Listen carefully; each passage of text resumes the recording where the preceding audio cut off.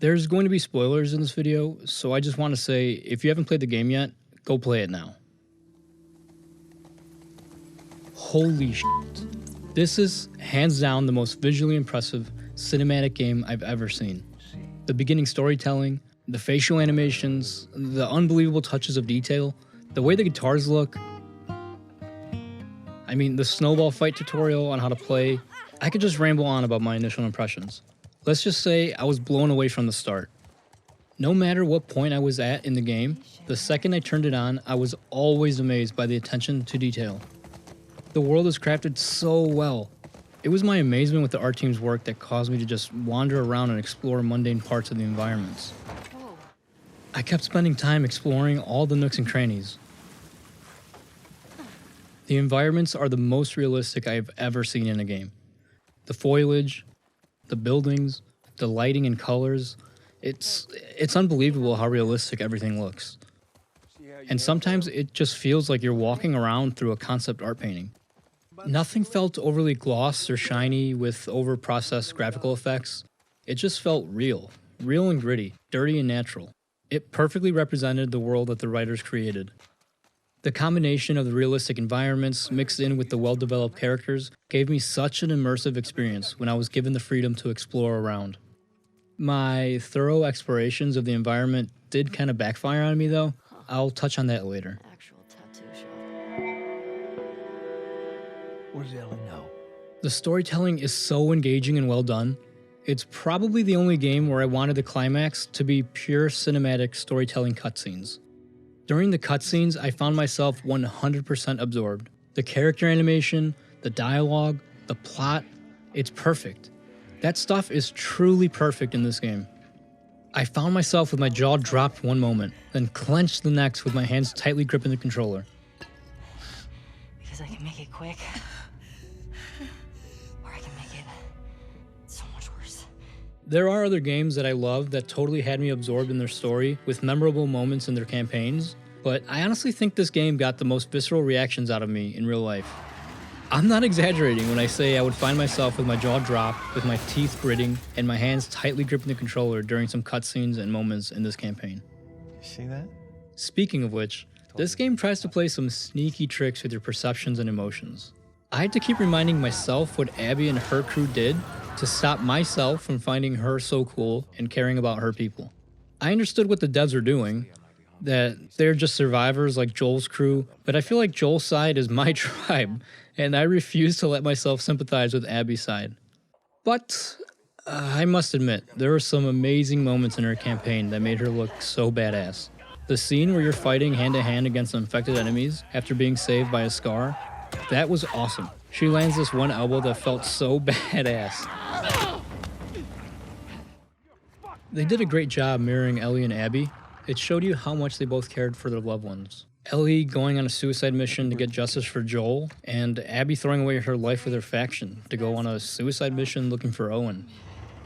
Come on. Sure, with a cutscene or a narrative exposition, you'd get the fact that they both have important people in their lives, but once you actually play through their individual campaigns and go through their long journeys, you get to experience firsthand how much Owen and Joel meant to them respectively.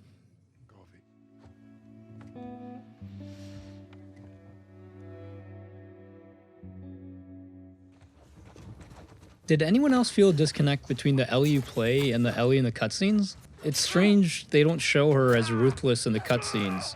It's always like she has to give enemies a chance to attack her. You play as a ruthless, hardened survivor, but in the cutscenes, she's hesitant to kill her enemies. She gives them the benefit of the doubt like she's naive. I found that to be the most jarring aspect of the cinematic cutscenes, and it stood out to me as I was playing. She's a savage on this mission, hell-bent on revenge. Yet in the cutscenes when she's confronting certain enemies, she's not. And they end up one-upping her and attacking her. This was the only inconsistency I found in the character writing. Oddly enough, it's with the main character. I can understand if they're trying to depict her as having moral conscience, but having her appear as naive and hesitant was the wrong way to go about it, and it actually made her look weak and scared in those scenes. Ellie is an elite survivor at this point, with a single-minded mentality on her mission. She shouldn't hesitate to interrogate and hurt the wolves she's hunting for to find Abby. It makes zero sense that she's gone all this way to find these people, and when she finds them, she shows fear of hurting them when you've been bashing in wolves' heads and shooting them the whole game.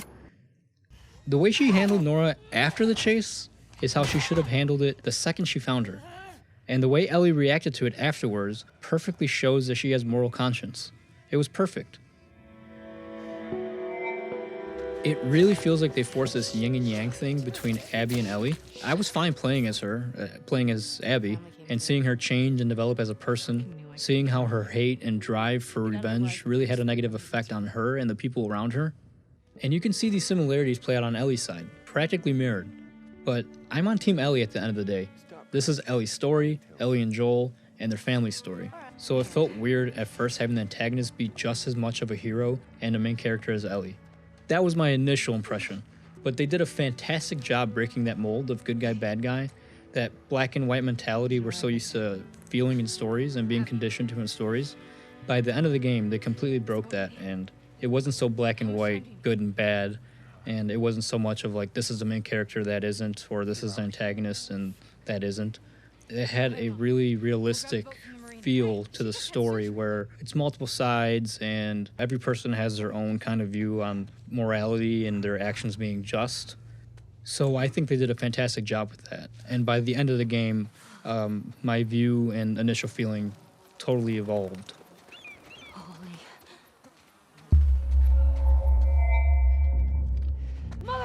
I was really dreading the fight scene with Ellie when I was playing as Abby.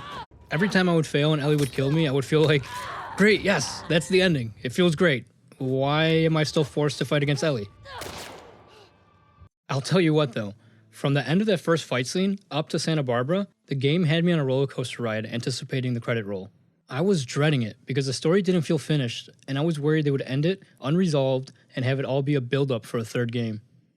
Because this game is so heavy on the storytelling, it allowed the game to break the predictable structure of video games. The game felt organic enough that an unexpected end could happen at any point, leaving the window open for a third installment. Any other developer would have done that, or at least been forced to by a giant publisher, but not Naughty Dog. Really, this game was impressive on so many levels, one of them just being the sheer amount of content. I was shocked and thoroughly pleased with the size of this game. I have no doubt if this was made by another studio, the game would have been changed so you have a condensed playthrough of both sides, and it ends after the first Ellie and Abby fight on a cliffhanger for DLC episodes. I'm older now, so it takes me a while to play through games. I genuinely thought, wow, this game is phenomenal when I was reaching the end of Ellie's playthrough. Then when I started playing as Abby, I was like, oh, okay, this is pretty neat. A little extra section, it'll be a cool little icing on top. Then I noticed Abby's skill tree was kind of equal to Ellie's, and she also had collectible items to find, and abilities to learn. I was shocked when I realized this was an entire other campaign, like the 2 original Resident Evil games. And then Abby's main quest wasn't even the end. There was still the Santa Barbara stuff with completely new enemies and the start of a new story. I just really want to emphasize how great it was to play a game in one package. No DLC, no episodic content, everything that was in the scope of the original story fit into this single package. I think Naughty Dog really needs to be praised for doing that. It was great seeing the characters change. Seeing the moments in the game have a real effect on their personalities and psyche over the years. Seeing Joel's brother change, being eaten alive by that self-promise and the internal turmoil of craving revenge and justice. How that has torn his relationship with his wife, the physical wounds he's taken, his sweet and caring personality quick to be replaced by anger after being traumatized by his brother's murder. Said when we got back to Jackson. Tommy. Seeing Abby slowly change, realizing the inhumane act she committed. There was a line of dialogue in the boat scene, after she found Owen, where he strips away the perceptions we've built up of Abby and reveals what she truly was. A kid, consumed by the grief of her murdered father, overwhelmed by the trauma, while still growing up in a post-apocalyptic world, falling to the darkest parts of human nature.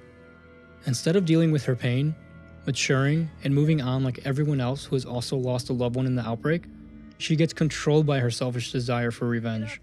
She drags along her friends, tortures Joel for her personal satisfaction, and it solves nothing, only causing harm for everyone involved.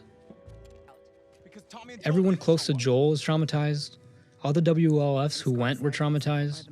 She transformed herself into a killing machine for the wolves over the years, while she was fixated on revenge.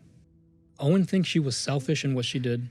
Meg finds her repulsive, a terrible person, and a destroyer of anything good. And we, as the players, we find her so reprehensible that we think she's a villain for 3/4 of the game. By the end of the game, we see her slowly realize how lost she's become due to the trauma that consumed her after her dad was murdered. We see Abby find her humanity again and fix her moral compass with Lev, leaving the wolves to go find the fireflies. She feels purified by the end, reoriented, finding herself again. Instead of gangs and tribes and factions, she identifies with good people who are just trying to survive and be decent humans. A complete change from the beginning of the game.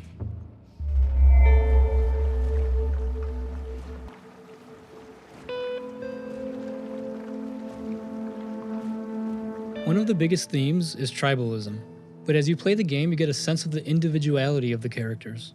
Owen slowly getting disillusioned about being in a militarized gang, Abby finding her humanity again, Ellie and Dina trying to build their own life away from Jackson.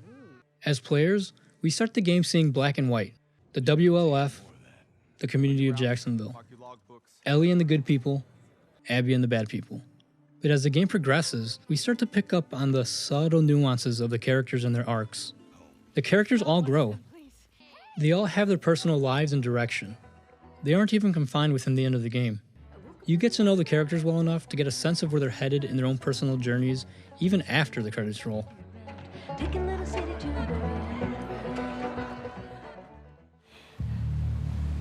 I wish they gave you a choice not to fight Abby at the end. It felt really forced on me personally. My interpretation up to that point was how much the survivors in this world have to go through. And at the end, it's their environments that influence them to do the inhumane acts. It's as if there's barely any light left in the world, and it's easy to lose track of what's morally correct.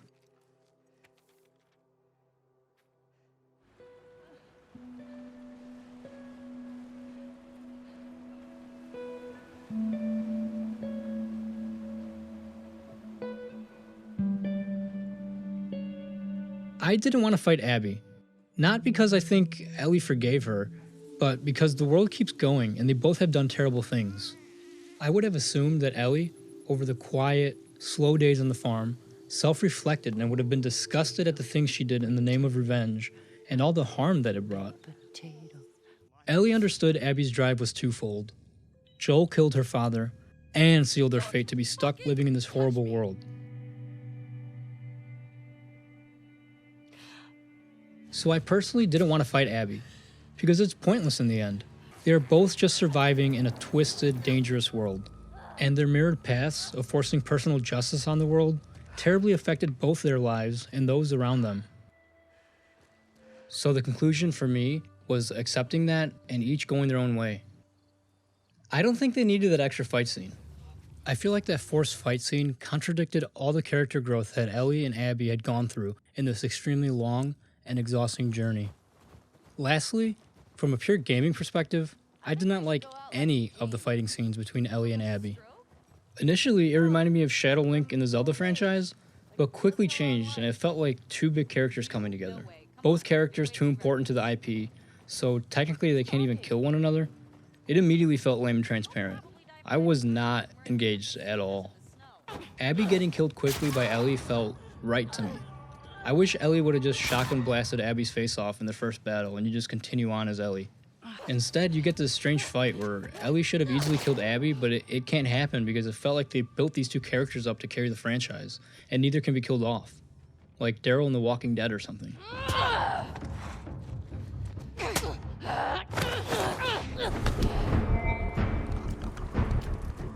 The Last of Us gives me an impression of a game rooted in the survival horror genre, with gameplay revolving around stealth, evading enemies, and scarce resources.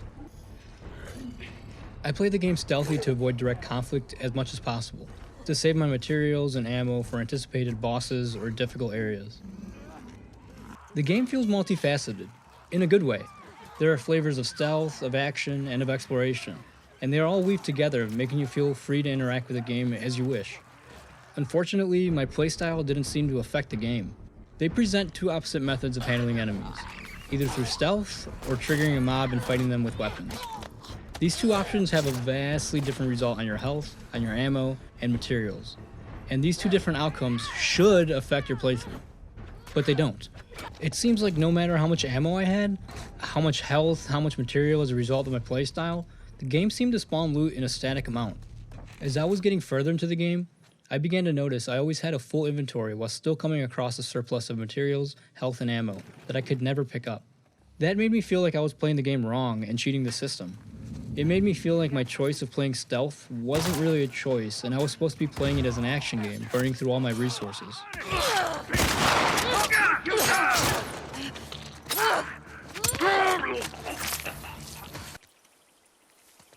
Between the loot left behind by enemies that I had silently killed, and the loot I'd find as I explored the environments, there was way too much, and it didn't feel like a loot system created for survival with scarce resources, but rather a loot system created for an action game.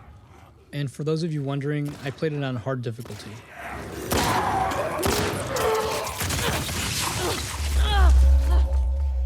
The walking patterns of the AI felt too random to me, which has its pros and cons. Whenever I would manage to get through a section in one try off pure stealth, it's quite the sense of achievement. It's an adrenaline rush sneaking around, not being 100% sure where the enemies are going to look or walk. It's realistic, and it gives you a more organic and unique experience every time. However, when I'm given stealth game mechanics, I want to play through the sections as perfect as possible, without triggering enemies. I personally felt that getting caught was an automatic failure on my end.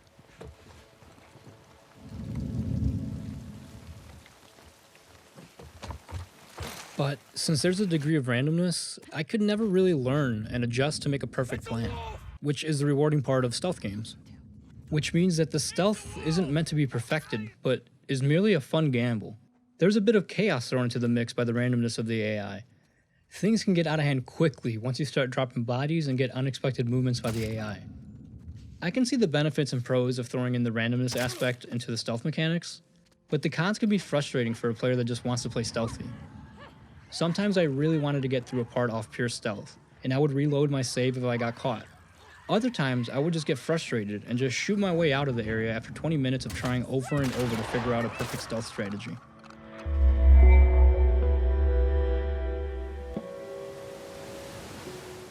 Personally, The Last of Us Part 2 felt like a milestone in gaming. This felt like a carefully crafted work of art, and the video game was only the medium. I was blown away. The gameplay was actually my least favorite part of the experience, but even that was great. The story and the cutscenes, those were the meat and potatoes for me. This is probably the only game where I would have been upset if the climax of the game was gameplay. So I love the ending. All the cutscenes at the end, the flashbacks, it's what I truly wanted. Not some big fight or epic playable part. The characters in this game felt so real. Their personalities had substance.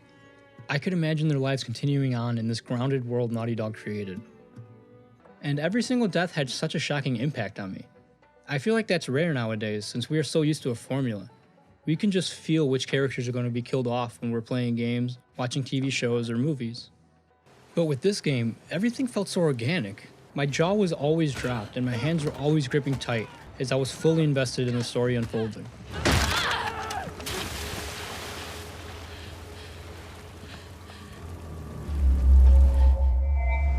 I love Remedy, and I have held them as having the best writing in games. They feel like they write quality content first and foremost, and then choose to adapt it to a game. And that's exactly how I felt about this game. But I personally feel that Naughty Dog outdid Remedy. This is hands down the best story in any game.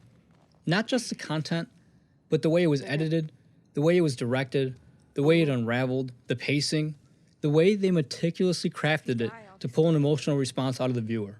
Or player, I should say. Better start praying to make it.